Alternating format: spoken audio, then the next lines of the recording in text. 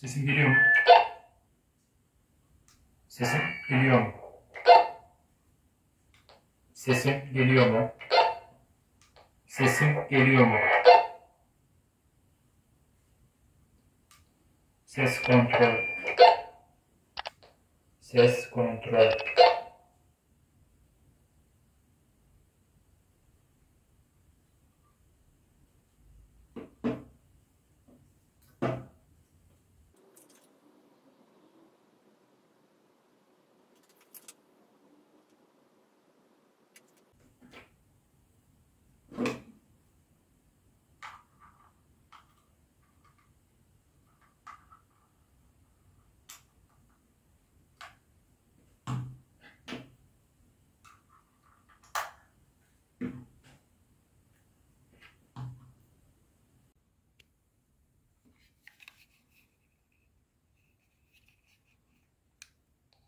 Sesim geliyor mu?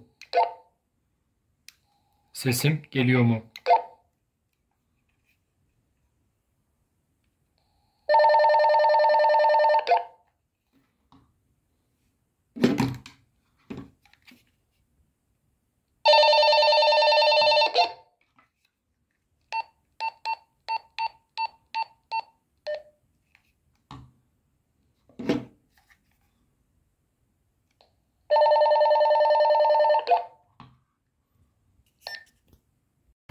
Oğlum sesim geliyor mu? Geliyor. Tamam oğlum. Tamam babacığım. Tamam baba. Konuş. Anneciğim sesim geliyor mu? Evet geliyor. Çok güzel. Çok güzel.